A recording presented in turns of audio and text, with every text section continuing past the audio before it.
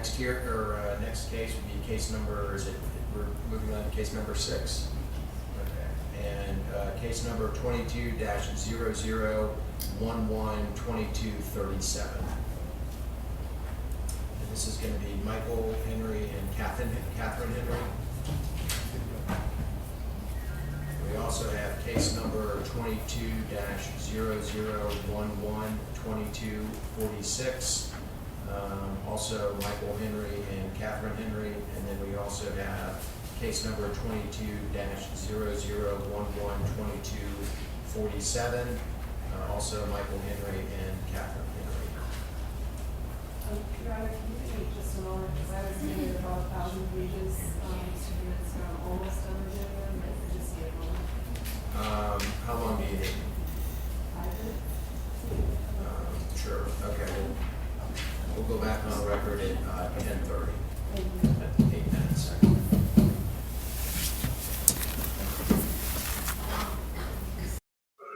Okay, good morning. We're back on the record, and case number 22-00112237, case number 22-00112246, and case number 22-00112247.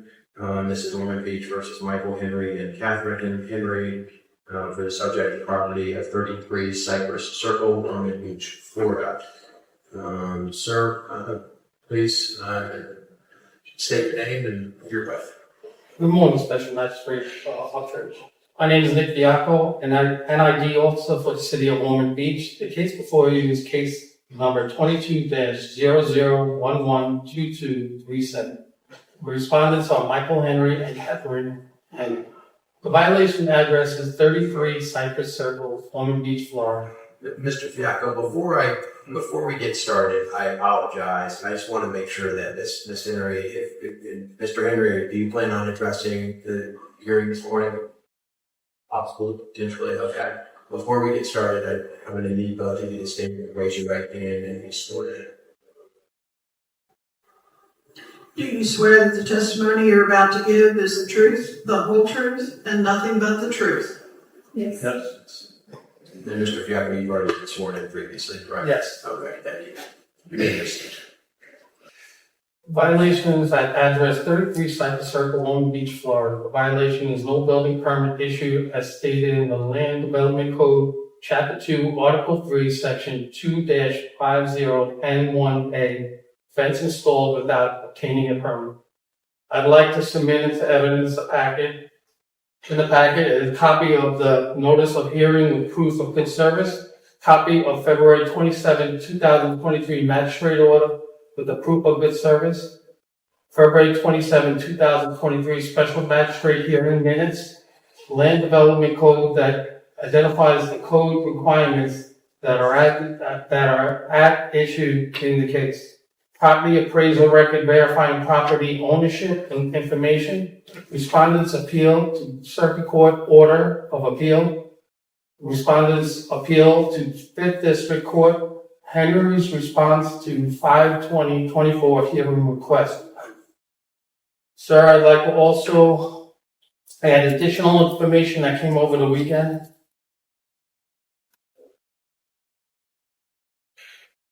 A copy of all of the packets I have been given to both Mr. and Mrs. Henry.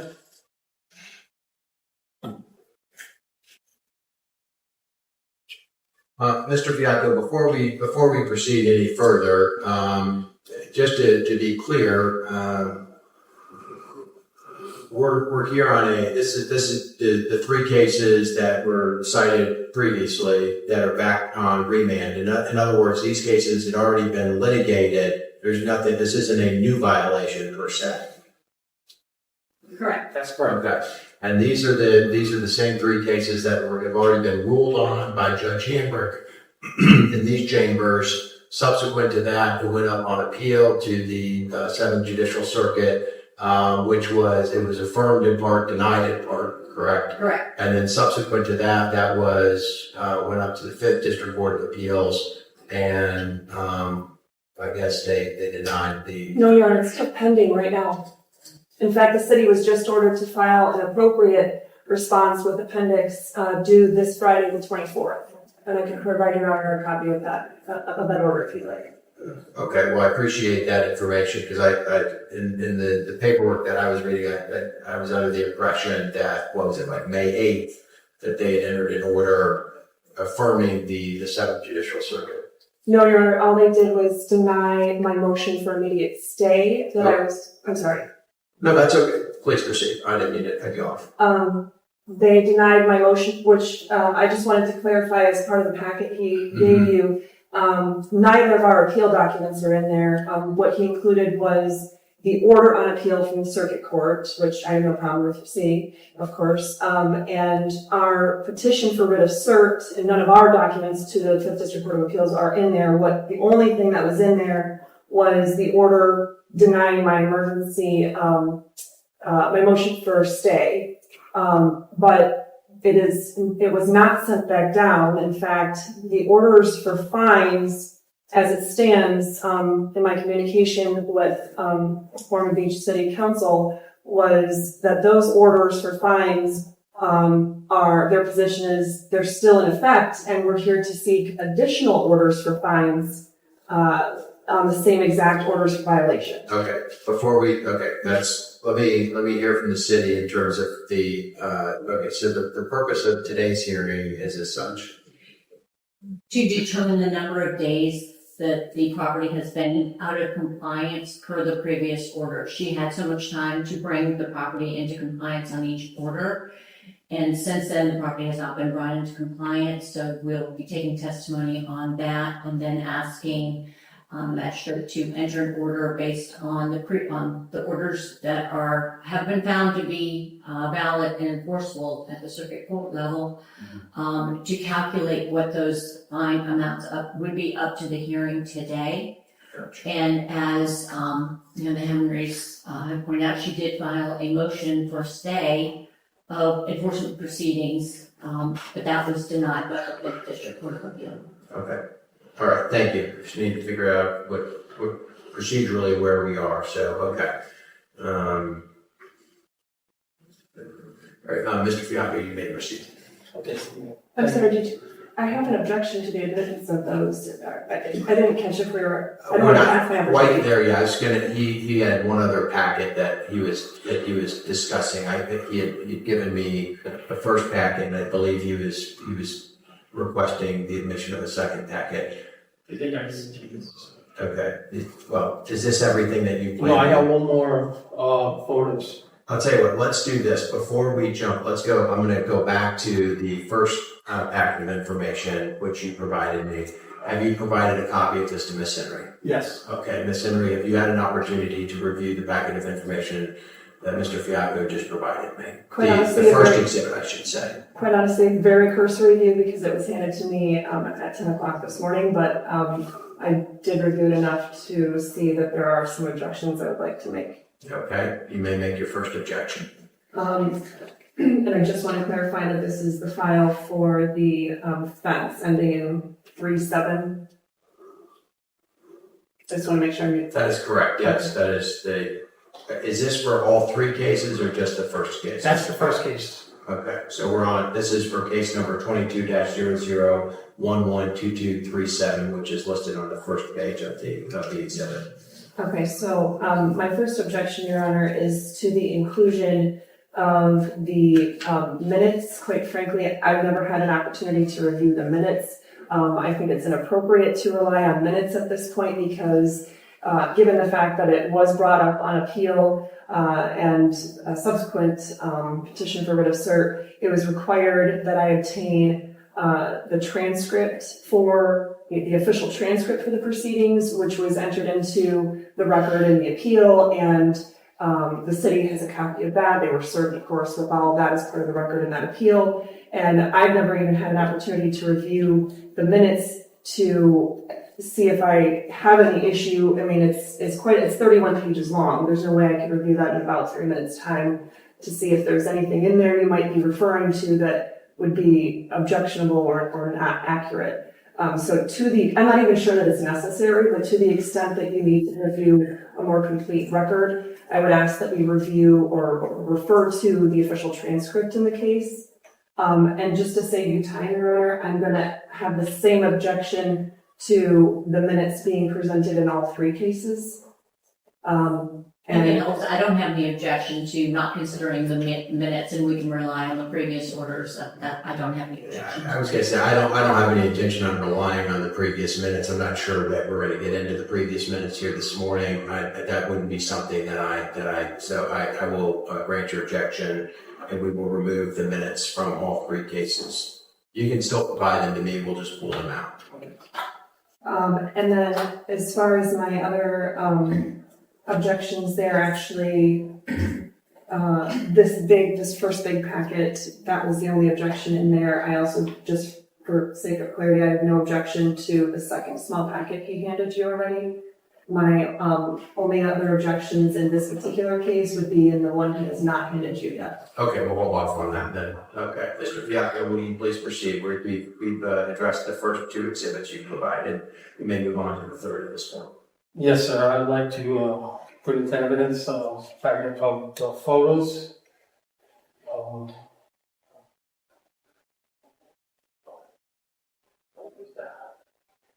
So the first page is of 33 Cypress Circle, pictures of the fence and the house. Same on the second page. Third page is the recommendation. Fourth page is court recovery notice. Fifth page is the case course sheet. And the last page is case course sheet, failure to comply with the amount.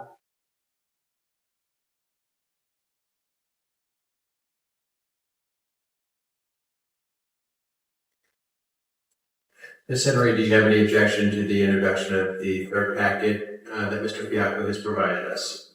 Yes, not every page would be an objection, I guess just to save time, Your Honor. For all three, he has similar third packets with pictures and whatnot.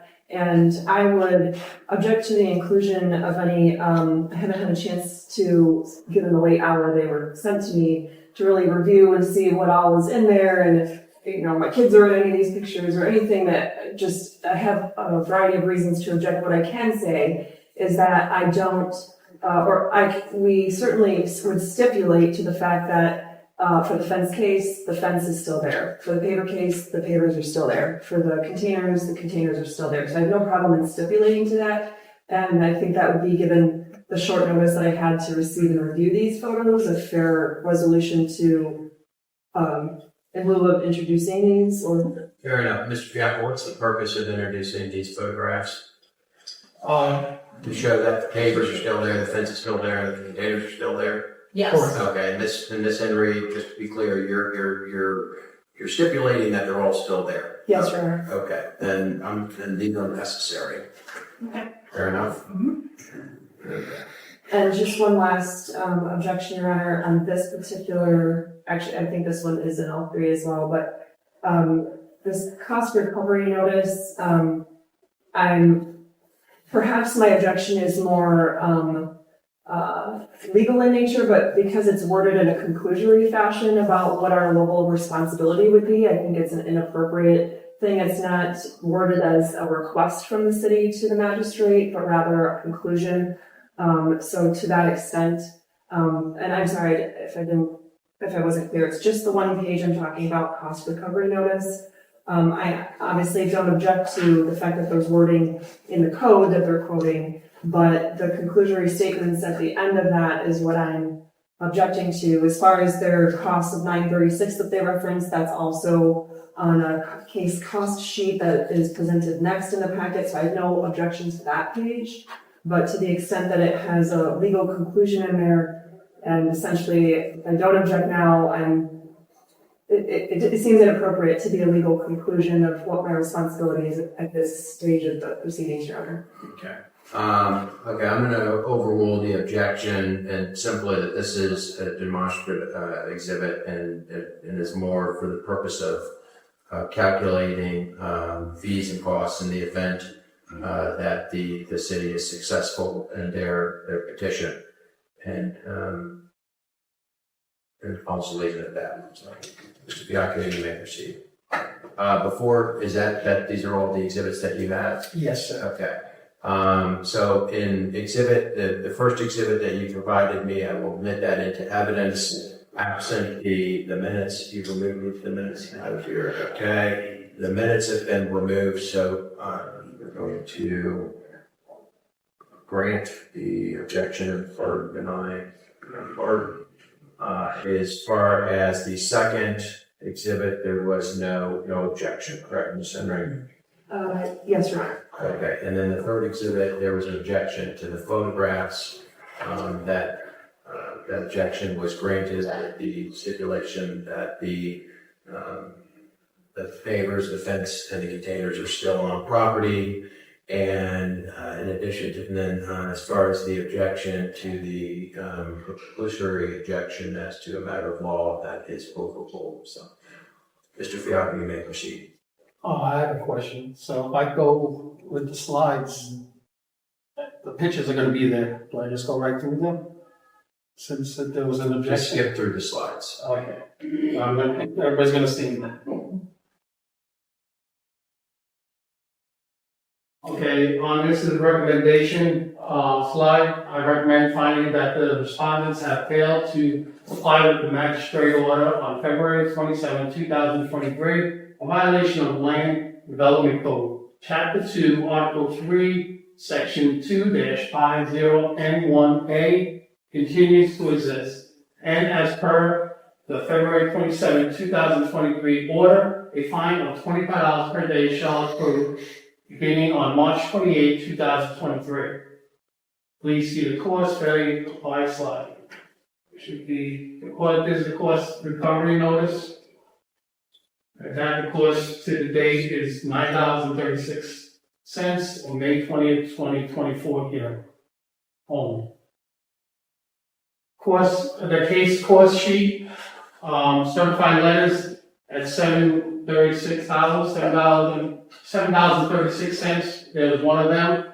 Photographs $1. Total cost $9.36. There was a citation amount of $100 that was waived. Case cost failure to comply. February 27, 2023 order was $23.56. May 20th, 2024 order, $9.36. Daily accruing fine of $25 per day, 419 days from March 28, 2023 to May 19, 2024, which accrued to $10,475. Citation costs were waived. The total due at May 20th, 2024 hearing, $10,507.92. Let me ask you a quick question. Did the respondents obtain a permit? I know it's still there. Not at this.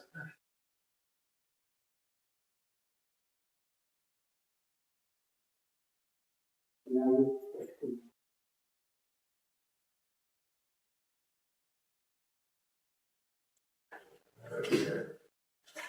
Nothing further? No, sir. Okay. All right. Ms. Henry?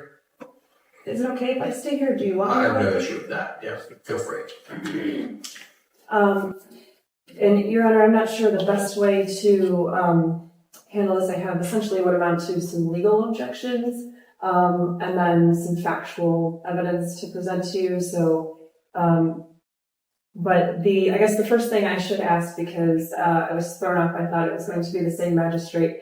I'd like to clarify if you guys you've been just handed my response, and the third packet, second packet was my the additional signature pages that I'm going to reference. So I know you have them in your hands now, but I wanted to clarify that the response that I sent to the city was, if you've had a chance to review my response, I guess, because I'm going to hammer on certain aspects if you have not had a chance to review it versus if you have. Are we referring to the email? I sent to, one was last Wednesday. My main response was emailed last Wednesday. And then I submitted on yesterday. I realized I hadn't submitted the attachment essentially that I meant to include with that. and has provided to the city in preparation. This hearing was provided to you in your packet, and I believe that it was handed to him today, the additional Yes, that you emailed over the weekend.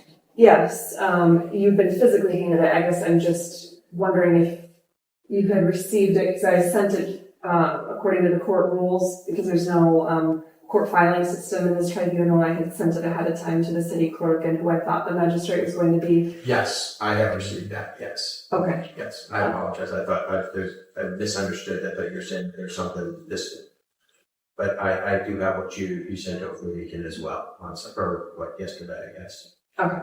I'm not going to, given the chance you've had that to review, I'm not going to necessarily waste your time going through everything. I do reiterate the points that I made in there, but I do want to highlight essentially on some of them. My first concern is that Florida Statute 162.09, which of course this is the statute that would apply here, it only allows for one order for fines per finding a violation. The statute is, I think, very clear about that. There's several places where the statute specifically talks about an order for fines or the order. The cases talk about an order entered under section 162.09. Essentially what should have happened is that the hearing that was held last year that had the orders for violation in it, it should have essentially concluded with orders finding violation. And then this hearing should have happened to be an order imposing fines. A 162.07 order finding violation is supposed to come first, and then it's supposed to be a completely distinct subsequent order under 162.09 imposing fines. However, the order for the last year's orders for the magistrate in all three of these cases were a combined order finding violation and an order imposing fines. And the wording was even in there that those orders can be recorded in and of themselves with the county to create liens and all the rest. So the law clearly does not allow multiple orders imposing fines. It's one thing to have, as this one was ordered, a daily fine, but it's another scenario completely to have multiple orders being entered for the same order finding violation. Similarly, the statute 162.09 only allows for one fine per finding a violation. So they're actually, the city is essentially seeking three, because what they're calling a citation is not allowed for by itself in the statute. It is a fine, and they refer to it in a lot of the appellate pleadings as such. But it is a fine. And then the daily fine that was imposed in the 2023 orders is a fine. So to then have this order be a fine, the only way we can have any orders entered today on any of these three files that would impose fines is if we're setting aside the portion imposing fines and liens from the prior orders. I'm not saying that you should in this proceeding set aside the order finding violation. I just want to make that clear. I'm just talking about order imposing fines. The other aspect is that they are... Let me, before we move on to another aspect, do you have any case law on that specifically? Yes, and I have that quoted. Sorry, that's why I was trying to only do a cursory overview. As far as, depending on which part you're talking about, but for example, there I quoted in my response, let's see, which one is that? Footnote 4, which is a direct quote from City v. Tampa versus W.A. Brown, which is 2nd District Court of Appeals, but there is similar or exact language also in the Hardin v. Monroe County case, 3rd District Court of Appeals, City of the Plantation versus Vermont, 4th District Court of Appeals, Massey v. Charlotte County, 2nd District Court of Appeals, Jones v. Seminole County, 5th District Court of Appeals. Yeah. So in there it talks about that if a violator fails to comply with the section 162.07 order, a second order may be entered under section 162.09 imposing a fine. This order, upon recording in the public records, becomes a lien on the property. And then as far as the Jones v. Seminole County, which was the 5th District Court of Appeals, it's expressly acknowledged 2 stages: a hearing finding violation and a subsequent hearing to consider imposition of fines. So if we're going to, and that point is actually important in a number of ways too, because my understanding of their request is that the $25 a day for all those days is based on the the date being set at that magistrate hearing, but that part of that order was entered prematurely, and that's essentially another point that I was making. How so? I'm sorry, go ahead. So Ms. Henry, we're kind of getting into, we're delving into issues here that were, I mean, these orders have been entered at this point. They were entered quite some time ago, all 3 of them, on the 3 separate cases. Yes, in this case, obviously, it's going up on appeal to the 7th Judicial Circuit, and that would have been an issue that would have been subject to these arguments that you're making now. It should have been litigated on appeal, not at this point. This isn't the time or the place. We're here on a calculation basis on the 3 separate cases.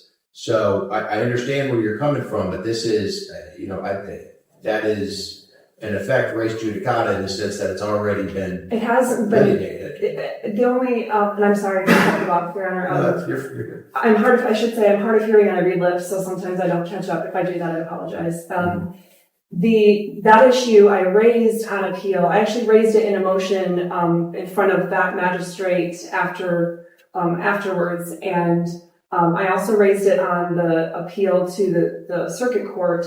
The circuit court judge did not address those issues, and actually Ormond Beach did not brief on those issues. That's part of the basis for my petition for writ of certiorari to the 5th District Court of Appeals, and which they have been ordered to address now twice by the 5th District Court of Appeals. The problem is here that any court, magistrate or circuit court or any court, has to determine whether it has jurisdiction. And I guess my point goes to jurisdiction, that where there has already been an order issued imposing fines, there cannot be another order issued imposing fines for the same finding of violation. So to the extent that the city wants to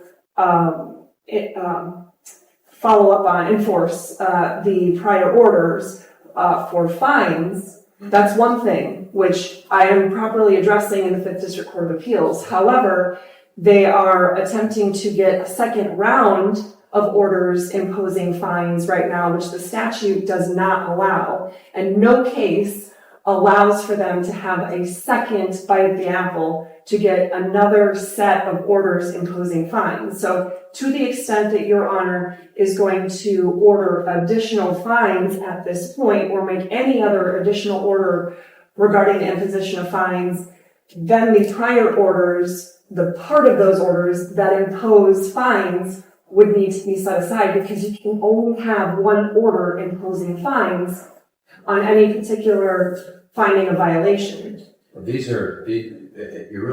kind of hit on it. I mean, this is the imposition of the fines that from the previous order. This isn't a subsequent order finding you in violation yet again. It's an ongoing, this is for in sense, in order to, in effect, tell you what the calculated amount that is owed due. Your Honor, I'd say that's not what's going on here, because if we could look to the circuit court judges, Judge Jolly's? Yes, the last page, and I did quote this in my response for today. Which order? The order on Okay. March 7th. It says that, I'm sorry, give me a second. different copy, okay. Give me a minute just to find it if you don't mind, because this is. Yes. I gotta make sure, Page 11. I'm not sure if I've got it. Do you know which packet it was on? The first one you did. It's towards the middle, I think. I think I got it. Page 77. 11. 2 sentences above her signature. Okay, page, final page of her order. Yes, it says the stay, so she had entered a stay in the beginning of April of last year. The stay of orders of violation as to the imposition of the daily fines is hereby vacated upon issuance of this order. Because the orders. Hold on, because I'm looking at page 11. Are you looking on her signature page? Yes, 2 sentences above her signature.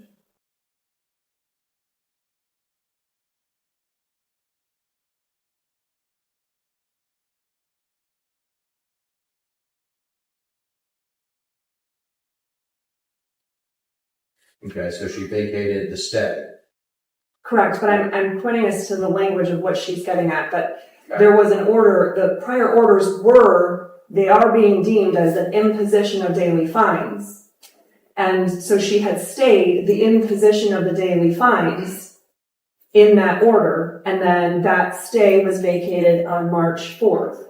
So the 2 parts to that would be that order, on each case, but those 3 orders, finding violation, the city is treating those as also having imposed the daily fines. They were not written as a notice. In fact, the wording of the magistrate's orders finding violation clearly say that this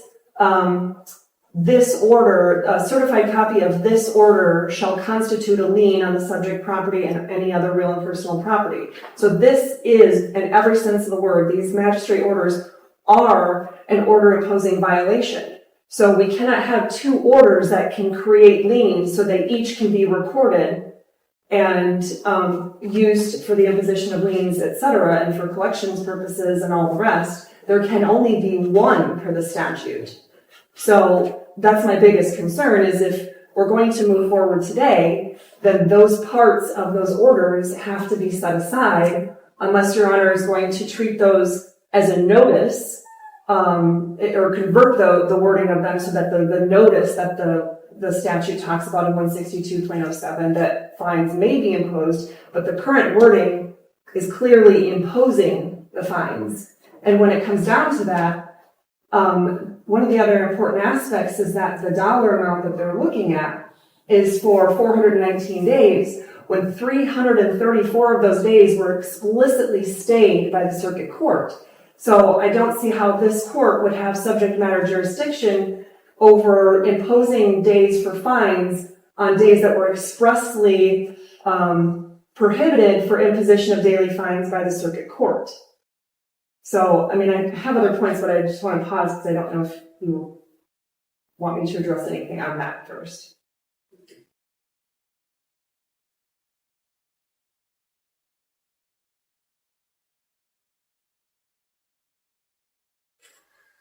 You may proceed. Go ahead. So we have the issue.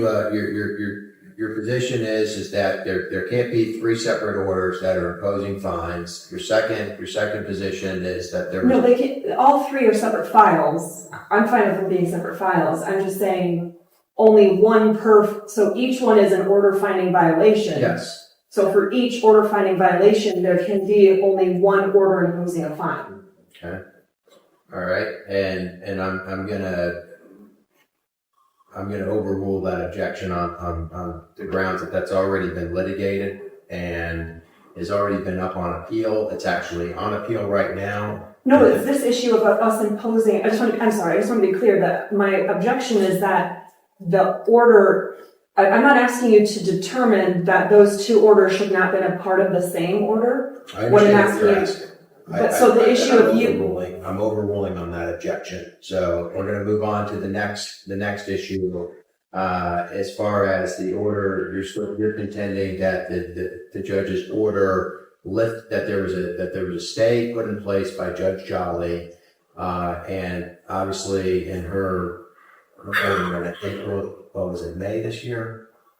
March, Your Honor. March, okay. In March of this year, when she lifted it, so there's 400 and some odd days, that should be reduced by, in terms of the calculation period, should be reduced by specifically those days that where the stay was in place. And what was your next argument? Yes, Your Honor. An important point I think we need to consider too is that 162.09 does not require the imposition of fines. The statute is worded that when you are, the magistrate must determine if any fine should be imposed. And I would ask that we consider that as not superfluous language in the statute, because that is there for a reason, tied to Eighth Amendment protections. In fact, the statute goes on to require 3 factors to be considered that the city has presented no evidence on. Not only that, it has to be clear and convincing evidence, which I addressed and gave you the cases for in my response, but the statute talks about the gravity of the violation, the actions taken by us, and whether we've had any previous code violations. That's the easiest one. I don't think there's any objection that we have no previous code violations. The gravity of the violation is a very important one, because that's the one that most closely tracks with, or shall I say, the language is put in there because of the Eighth Amendment protections. And the cases require that clear and convincing standard to be met. But it's kind of a complicated question, which is why I put together a response in writing that goes over all these issues. One of the issues as part of that is that there has to be actual damages sustained by society. And there are no damages. Another way of wording it that the courts have held is that we must look at the wrong, or quote, the harm caused by us. And we have caused no harm. There is no allegation that we have caused any harm. What we're talking about in these 3 cases is we put up a backyard privacy fence. We had 2 pervious brick paver driveway extensions.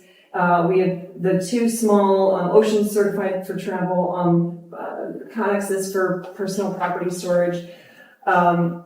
I don't think any of that is contested. In fact, I think those factors were originally put into testimony by the city in the original hearing. But there has to be some sort of harm that we have caused, and we have caused no harm. Okay, again, Ms. Henry, you're asking me to, in effect, strike Judge Hamburg's previous order as it relates to all 3 cases, is my understanding, and that is a matter that will go up on appeal. There's other remedies for that. This is not the proper form for the purposes of objecting to the order that Judge Hamburg ordered in that regard. So I'm going to overrule the objection as it relates to the amounts of the fines that were previously entered. I want to clarify that my objection in that regard is that I was not given any opportunity to present any evidence on these at the prior hearing, and the city attorney assured me that this hearing I would be given the opportunity to present my evidence to that effect. So that's why I obtained the signatures. That's why I put together this response. I have literally in terms of what, mitigating factors? I have been denied any opportunity to present any legal or factual evidence on the issue of fines. Okay. And I'm required to have that as part of due process, and I have the cases and the statute cited in my response if you need me to refer to that. Okay, so you may proceed then in terms of mitigating factors that you would like me to hear.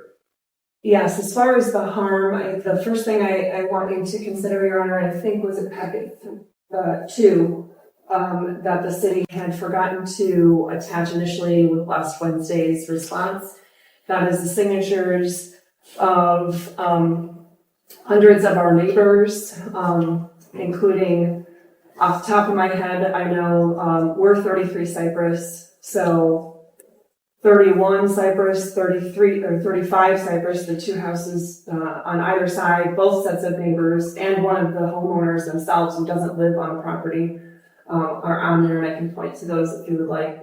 And the neighbors across the street, the neighbors that are kitty corner from us, the neighbors that are all around our neighborhood that have signed the statement that we have not harmed them, their property, or the community in any way, and therefore we shouldn't be fined for that. I don't know if I should pause on that before because my next point is not exactly connected to that. That's okay. I see and this is, I see the signature package packet that was submitted, and you may proceed. I would also ask for you to consider that the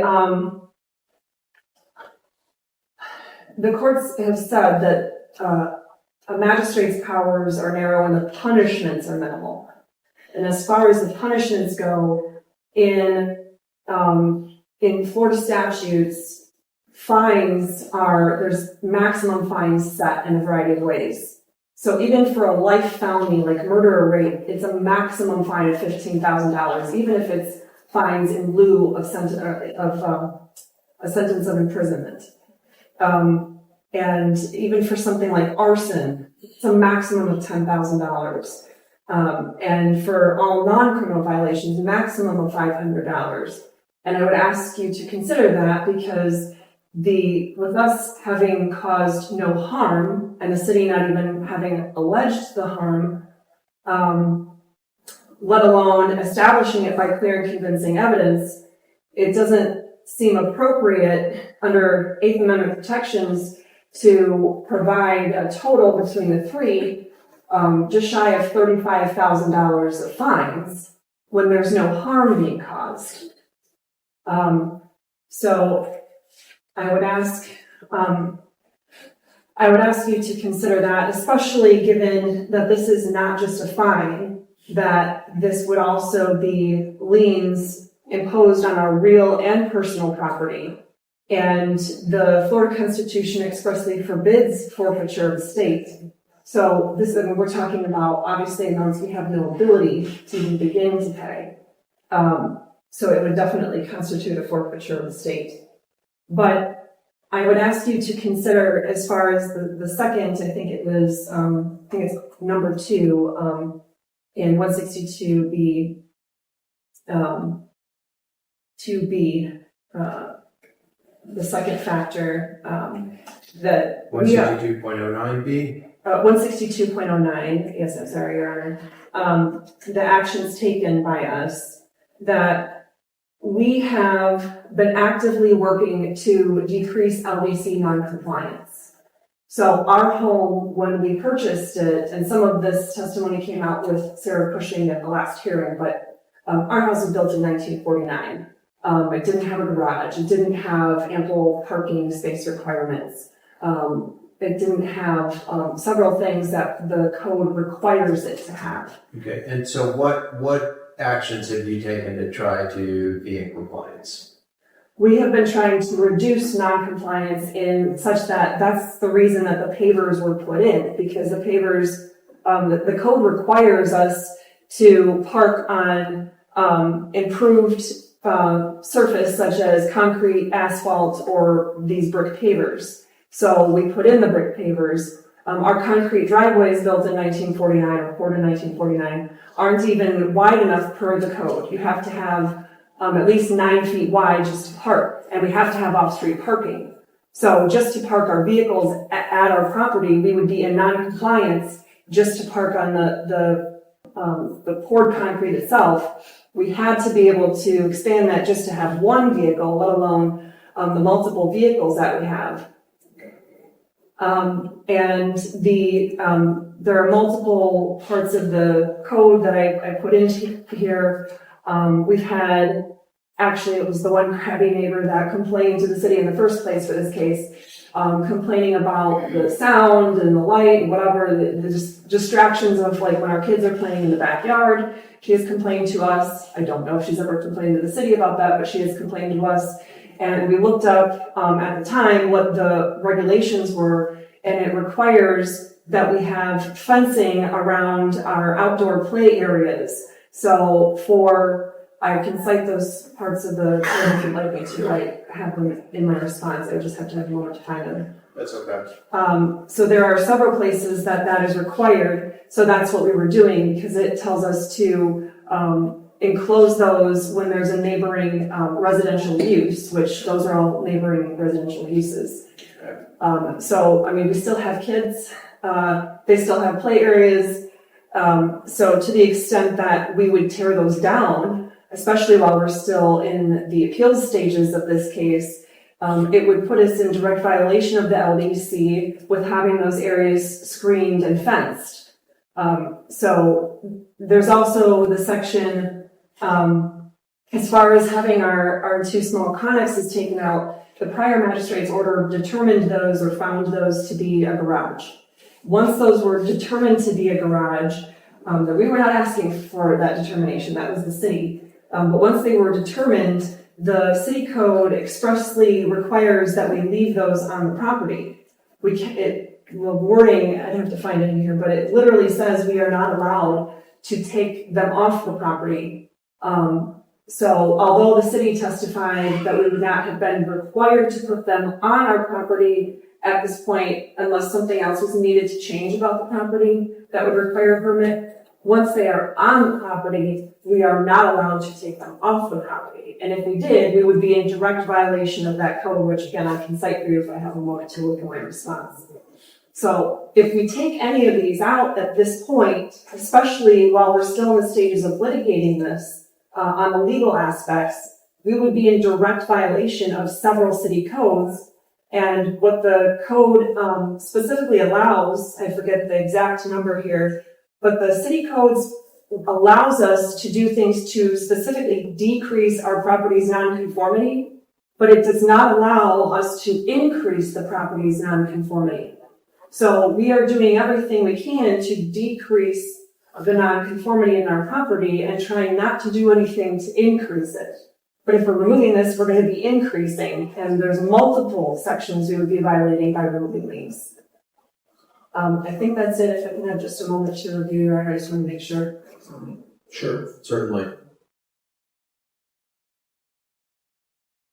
Just two last points. One is 162.09, I believe it's C, specifically allows for specifically allows for a reduction in fines already set.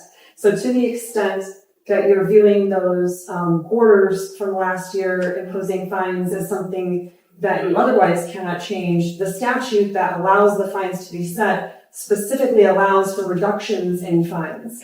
And What are you factoring? Give me the site again, 162.09 or? 162.09, I believe it's C. I didn't print the statute itself. It's page 26 of my response, Your Honor. Okay. I'm sorry, it's 169.09 2C.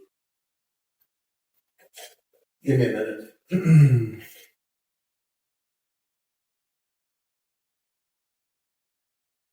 Okay, got it. So to the extent that Your Honor is wanting to essentially start with the magistrate's initial imposition of fine orders, I would ask you to look at this part of the statute that specifically allows that reduction of fines, because I think if any case, this is a case where that would be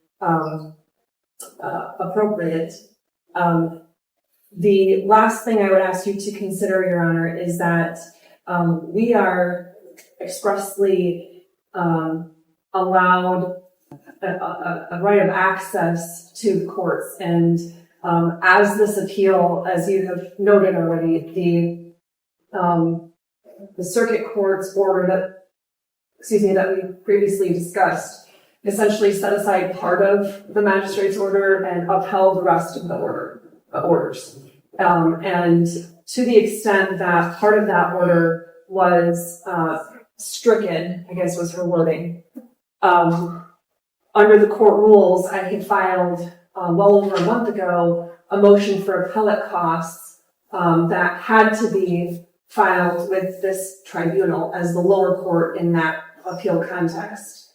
And I have had no one acknowledge that pleading, no one respond to it. The city only had 15 days under the court rules to file a response to that. But That was filed with the circuit court? Or? no, I had to file it with this magistrate court. So I did not realize it would be a new magistrate. I filed it with the city clerk serving as the clerk of this tribunal, as well as Judge Hamrick, and served upon the two individuals sitting here for the city. Not Nick, I didn't know he was involved.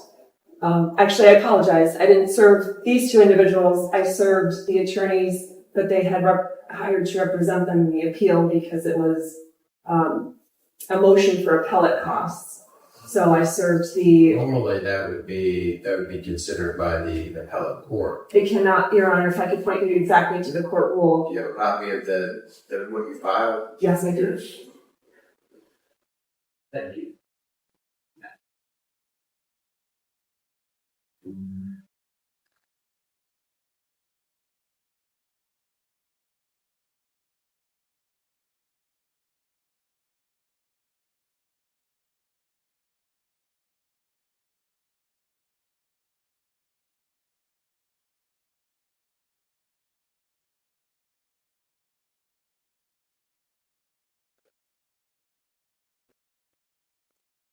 So Ms. Henry, I mean, typical on this, I think the onus, I'll have to review this, and typically the onus would be on you to set this for hearing and set a notice of hearing.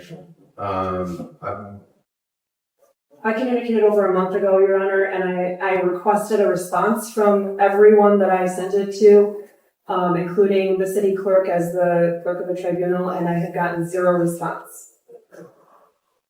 Well, I'll take a look at it, and certainly, I think the appropriate forum for this to be heard would be at a future hearing. I don't think, for purposes of today, this has not been properly noticed. It doesn't mean that you can't pursue this down the furthermore, but I will certainly take a look at it and address it in our order for today's hearing. In other words, provide direction in terms of how you are to pursue this. And if I may, Your Honor, in order to be entitlement clause, you have to be bound to be a prevailing party, and I agree that that would have to be done at the circuit court level to determine that you are a prevailing party, and then have an order on that and a judgment for those costs. That's not how the cases read, Your Honor. So I would ask that we do take a look at what I actually filed, because it's very clear that I'm. Can I have a copy of it? Can I have that copy? Sure, I can print another. I haven't seen that before. I'll keep that. Consider this. And I apologize, Your Honor. I did not realize that it would be different to a magistrate. I should have made sure that you would have gotten a copy ahead of time. I don't mean to spring that on you as well. So, Your Honor, that's the only reason why, I bring that up for two reasons. One, in and of itself, but also, if Your Honor was going to, consider that as also in part as what's appropriate in terms of context of fines being set in this context. But I guess I just want to close it out by reminding the court that clear and convincing evidence has to be presented by the city on all of the factors necessary, the statutory factors for the appropriate of fines to be established. The city has that burden of proof. And the city has not, they didn't at the last hearing or today argue that there's an appropriateness. They just asked for an amount to be set and then asked for it to be a straight mathematical calculation. And the statute does not allow, 162.09 specifically, does not allow this to be a straight mathematical calculation anyway. It has to be an individualized determination based on the statutory factors. And again, the statutory factors are created because that's the minimal requirements imposed pursuant to the Eighth Amendment protections. So I would ask that Your Honor really consider all of those elements before issuing the order today. Okay. May I respond? Please. Some of the arguments. Okay. She mentioned the fines and the amounts, and of course, Judge Jolly in her ruling specifically found that the citation and the daily fines and accruals set within orders are valid and enforceable. And, issues of the gravity of the fine, actions that have been taken, clear convincing evidence, those all go back to issues raised at the circuit court level, or should have been raised if they were not. And this fine was only $25 per day, and she was given an opportunity, it didn't start on the day of the order. She was given an opportunity to, or I should say the respondents had the opportunity to bring that into compliance. And over this long time period, no permits have been sought. They haven't gone into, talked to anyone in the planning department how to resolve this. They chose to dig their heels in, and that's their choice. But here we are. On her position that we can't come here today and seek this order of the amount of time that has been accrued, the city is actually required by law to do that. And the purpose of that is that we cannot, on our own, say, okay, it's been so many days, she's been out of compliance, and we're going to have an order executed on that. And the case laws that she pointed to, even, I believe, we're really supporting that position, that you really do have to come back and you have to prove that there has been non-compliance during the time that the property was supposed to be in compliance. And that's the purpose of this hearing. Ms. Henry mentioned that, I told her she would have an opportunity to, present her issues. I told her she had an opportunity to be heard at this hearing, and she certainly has, and she has done that. I don't make determinations on relevancy. I don't know what kind of argument she's going to make. As far as reduction in fine and the authority of the magistrate to reduce the fines, I agree that that is provided for in the statute. However, generally, when we have people come and ask for reduction in fines, and that has been done in the past, they have brought the property into compliance. And there is something that has prevented them from reasonably being able to comply within a certain amount of time. For instance, I was given 30 days, but the last 2 weeks I was in the hospital. We have a case right now where we order demolition to be done on a commercial property within a certain amount of time. As the demolition was proceeding, they found asbestos. And so they had to stop, bring in another specialty contractor to remove that asbestos. When that demolition is complete, I expect that they'll come back and ask for a reduction in fine because there was a period of time that, reasonably it did take longer. This is quite a different case here. There's been no attempts to bring this property into compliance. Had there been, and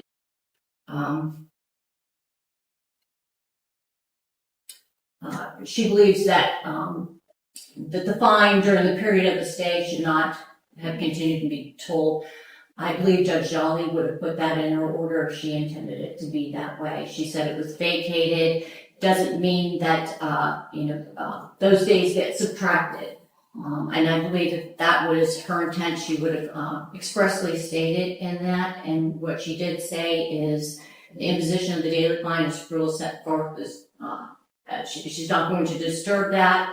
And she affirmed all 3 orders on that point.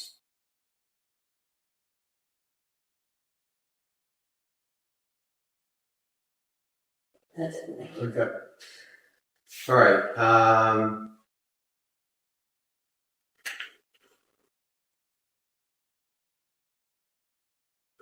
Mr. Fiacco, do you have anything further before we adjourn?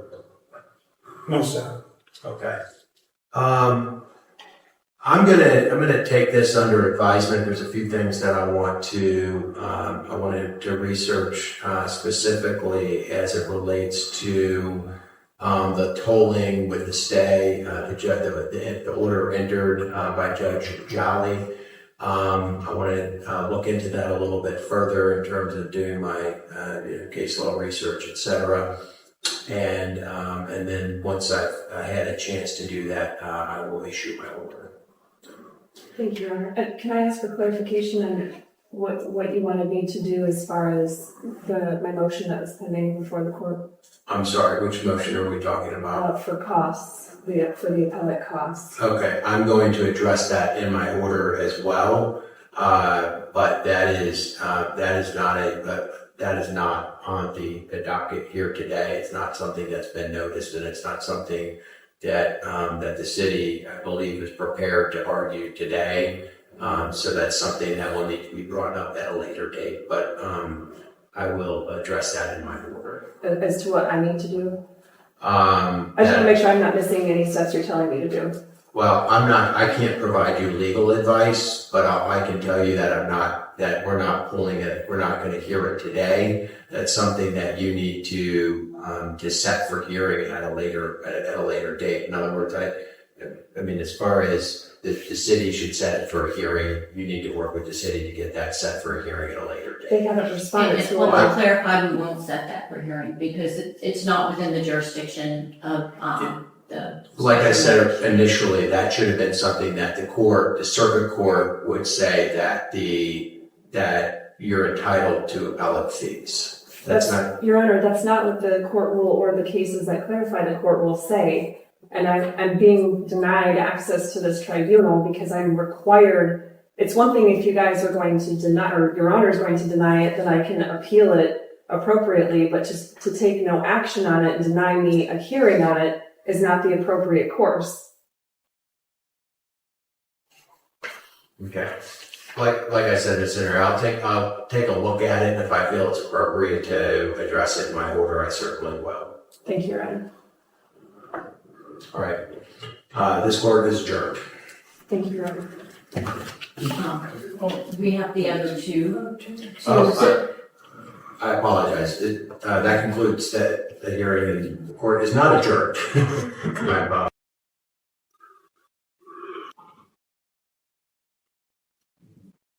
Okay, Mr. Fiacco, do you want to proceed? Yes, Your Honor. My name is Nick Fiacco, and I'm the officer for the city of Ormond Beach. The case before you is case 22-00112246. The respondents are Michael Henry and Katherine Henry. Violation address is 33 Cypress Circle, Ormond Beach, Florida. Violation is no building permit issued as stated in the Land Development Code, Chapter 2, Article 3, Section 2-50A9. Storage containers placed on the property without obtaining a permit. I'd like to put this packet into evidence, into evidence. In this packet, you'll see copies of notice of hearing with proof of good service, a copy of February 27, 2023 magistrate order for proof of good service, February 27, 2023 special magistrate hearing minutes, land development code that identifies the code requirements that are at issue in this case. Property appraiser record verifying property ownership information. Respondents appeal to circuit court order of appeal. Respondents appeal to 5th District Court. Henry's response to 5/20/24 hearing request. I would also like to add additional information that came in over the weekend. Packet. Thank you. Before we go, move on, Ms. Henry, I assume we had the same objection as last time in terms of the first packet? Just with regards to the minutes, is there anything in addition to that? Yes, with the first packet, my only objection is to the minutes. That is correct. Okay. And and again, you stipulate that the pavers, the fence, and the storage units or storage containers are still present. For packet 3 that he just presented to you, yes, and no objection on the second packet he handed you. Okay. I'm sorry, I was talking about the first packet. The pictures that are inside of the first packet are actually part of the magistrate order. I do not object to those. The pictures that I am objecting to are the most recent ones that I have not had the opportunity to thoroughly review. That's in the third packet. I think he just referenced. I haven't seen the third We packet. just cleaned these out. Okay, and so it's the pictures, the short answer is yes, I'm reiterating all of my objections in this case as well to what's being offered into evidence. Okay, again, we'll remove the pictures from the third packet. Second packet that was provided, obviously this, you have no objection. Packet number 1, same objection to the minutes, correct? Yes, and I'm sorry, I did want to clarify, I have one additional objection that is in packet 3 of his for this case that does not occur in the other 2. And it's just to the extent that in the case costs / failure to comply slide, I think is what we're calling it. The other 2, the $100 fine was separated out as the second to last line, but in this, it appears that the $100 fine was included in as part of costs, which I think would be inappropriate. I would just ask that you consider those separately. I don't think they would disagree that the actual costs ordered in that in this file were just the $23.55 or 56 cents. I'm sorry, I'm looking at, which slide are we talking about? Case costs and future failure to comply, It's the correct? very last one, I believe, at least in the packet that I was. Okay, and we're talking about the line 1 for $123.56? Yes, that's not the costs that were, so that's it was $23.56 that were the costs that were ordered in the last, in the magistrate's hearing order.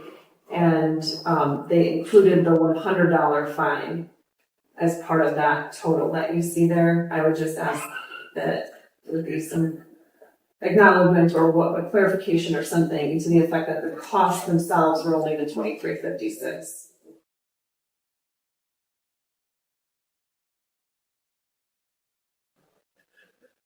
Okay, I'm gonna admit this, but I will certainly keep that, that's a point of argument, and that's something we'll certainly consider. That was my only other objection to this packet. We're gonna go ahead and admit all 3, aside from the minutes, that exhibit number 1, and we've taken the pictures away from exhibit number 3. Mr. Garcia, you may proceed. Yes, sir, I just want to notify that all these packets will get into this bonus and do you want me to go through the pictures again, sir? No, yes, I don't want to do pictures. Okay, the next slide is the recommendation slide. I recommend finding that the respondents have failed to comply with the special magistrate order on February 27, 2023, a violation of the Land Development Code. Chapter 2, Article 3, Section 2-50A9 continues to exist. And as per the February 27, 2023 order, a fine of $25 per day shall accrue beginning on March 28, 2023. You see it on the next slide. Cost recovery notice. Cost to the date is $9.36 for today, May 20th, 24. Hearing on case court sheet. Certified letters, $7.36. There was one of them. Photographs, $1, 2 photographs. Total case cost, $9.36. Case cost failure to comply. February 27, 2023, order citation included, $123.56. May 20th, 2024 order, $9.36. Daily accruing fine of $25 per day for 419 days, up from March 28, 2023 to May 19, 2024, $10,475.00. All due on May 20th, 2024 hearing, $10,607.09. May I ask a quick question? I believe the respondents, particularly the Connex containers are still there. Have they applied for a permit for those containers? No, they have not.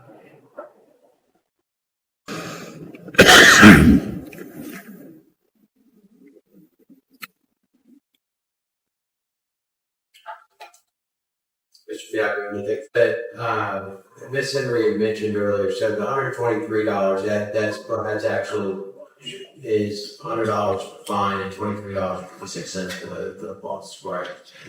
Correct. Got it. Nothing further, second that? No, you got it. Okay, Ms. Henry? Yes, Your Honor, of course, I'm going to reiterate in general all of the arguments and objections I raised in the first hearing or on the first case. The only thing I would like to point out additionally that it is in my response, but I don't think we really touched on this point before, is the question being asked of if we have applied for a permit. Since you've already indicated you're taking this under advisement, I would ask you to consider, and I can provide you a copy of the transcripts if you'd like in doing so. But I'd ask you to consider the city's testimony and arguments that were made at the hearing, because there were several statements actually applying to all three cases before you today, where they indicated they would not be issuing a permit at all. And they were for a variety of reasons that are actually unfounded in the LDC or state statute. And so I explained what each of those were. I explained where you can find those in the transcript.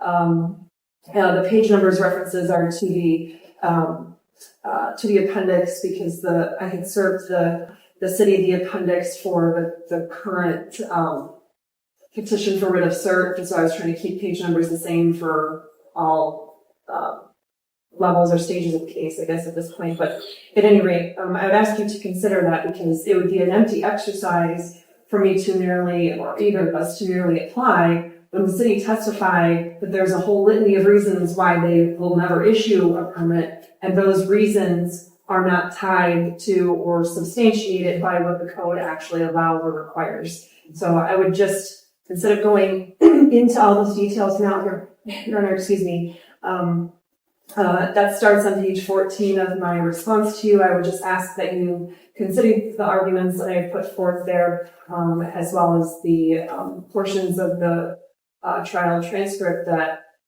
would support that. May I ask a question?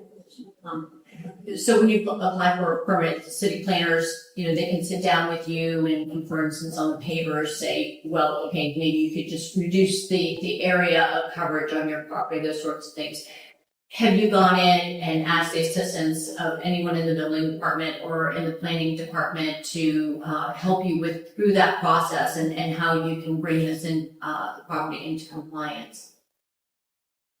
I have not, because I was told explicit reasons during their testimony in the last hearing of reasons why they would not issue the permits. So I'm not going to waste anybody's time. Well, maybe not as it stands today, but could assist you if you didn't have it all the way to the property line, for instance, and you scaled it back a little bit. But the code actually allows me to have them to the property line, for example. So that's what I'm talking about. I have no obligation to conform to requirements that the code itself does not require me to do. The setback that Sarah Cushing testified about, the 3-foot setback from the side property line, does not apply anywhere except for single-family zoned residential districts, and I'm in R4. So that does not apply. That setback does not apply to my property. So I'm not going to waste the city's time going and talking to their officials to apply for things when they have told me that they are going to deny my permits for a litany of reasons that are not based on what the LDC actually requires. I mean, I have no problem working with people, but when I'm told that I'm going to be denied in a way that denies me the due process according to what the code actually says, I'm not going to run in circles doing that. I don't have any more. Anything further, Ms. Henry? No, Your Honor.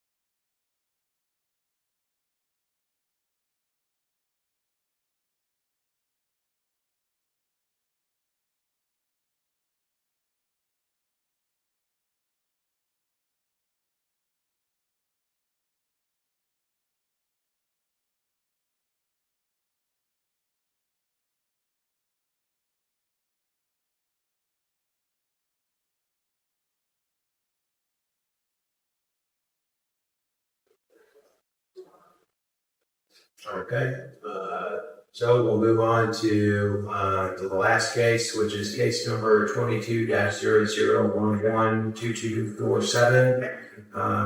Mr. Fiacco.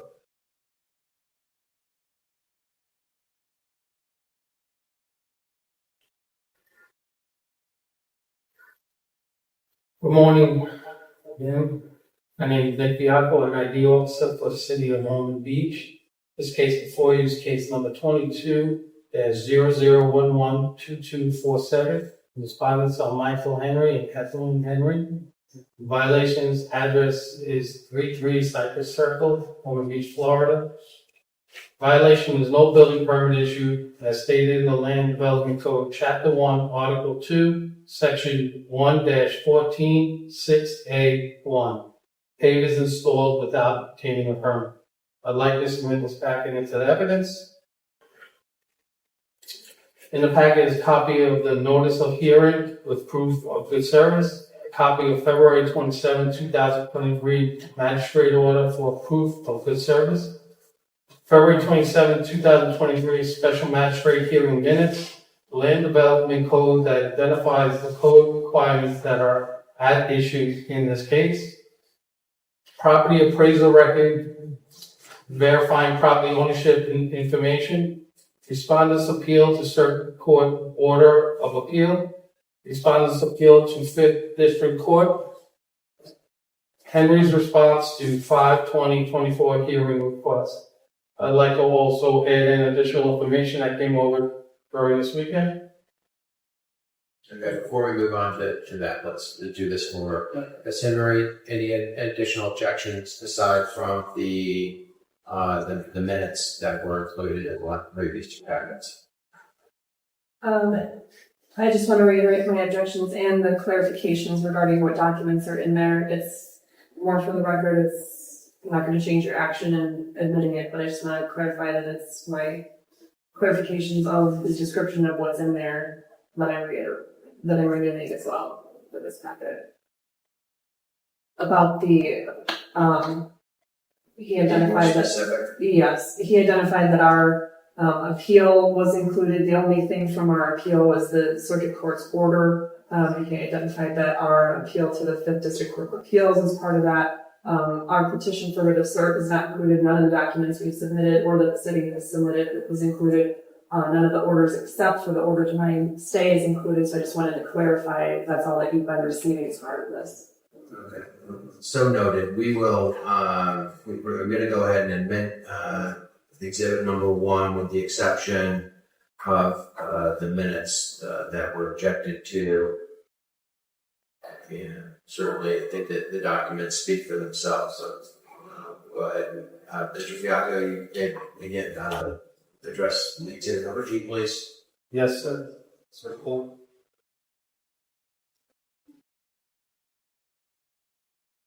Okay, and Ms. Henry, again, obviously, you've been provided a copy of exhibit number 2. Do you have any objection to exhibit number 2 being introduced? This is, I guess, your email along with the signatures, in support of your position. Correct, Your Honor. I do not have any objections to that. Okay, hearing no objection, we will admit exhibit number 2. Your Honor, I'd like to also submit another packet with pictures. Okay, exhibit number 3, Ms. Henry, I assume we're still objecting to the pictures, correct? Yes, and I realize you already went over the other file, but I want to reiterate that my objection would be for all 3 of these files about the cost recovery notice and the conclusory statements there. So I recognize what the ruling is. I'm just reiterating that would also be my objection besides the photos. Okay. I'm going to overrule the objection, but with the understanding that certainly these are, as far from terms of these being conclusory, certainly these are taking these in terms of it's a demonstrative exhibit in the sense that it's used for argument purposes.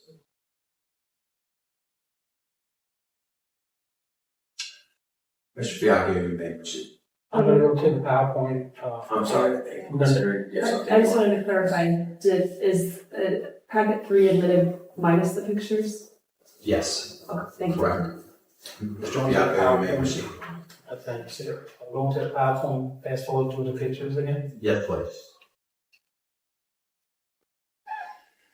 We get to the slide recommendation slide. I recommend finding that the respondents have failed to comply with the special magistrate order on February 27, 2023, a violation of the Land Development Code, Chapter 1, Article 2, Section 1-14, 6A1 continues to exist.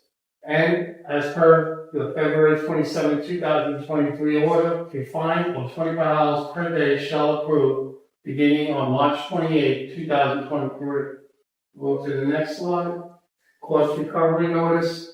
The cost to date is $9.36 for May 20th of 2024. Case cost sheet. Certified letters, we have 1 at $7.36. Photographs, we have 2 at $1. Total case cost $9.36. Citation amount waived. Case cost failure to comply. February 27, 2024 order to $23.56. May 20th, 2024 order $9.36. Building crew fine of $25 per day for 419 days from March 28, 2023 to May 19, 2024, $10,475. Citation costs waived. Total due at May 20th, 2024 hearing, $10,507.92. Further, Mr. Fiacco? Just again, did the respondents apply for a permit? No, they didn't. That would conclude. And before we proceed any further, I just want to, for purposes of this case number 22-0011-2247, Ms. Henry again, we took the pictures out, and again, that's with the stipulation that the pavers and the fence and the containers are still on the property. Is that correct? Yes, Your Honor. Okay. Mr. Fiacco, you stated you have nothing further? Yes, Your Honor. Okay. Ms. Henry? Yes, Your Honor. I just ask you to consider all of my prior objections, legal arguments, et cetera, that I've raised in the prior 2 cases. But I also wanted to point you out to an issue. The initial order at the time of the initial hearing with the magistrate, there was a finding of violation of 1-14 subsection 6, and that's referenced in his order. I would ask that as part of your order that there be a clarification that it looks like on October 4th, 2023, the city has modified the code. I don't know why they would have renumbered this part. It seems to serve no purpose other than confusion. But that particular part of the code was changed, and it is now 1-14 subdivision 8. And so for purposes of this hearing as well as going forth, it seems prudent that we should refer to that in some way, shape, or form, because otherwise it looks like I'm violating something about a variance. In this case, has nothing to do with that. Okay, fair enough.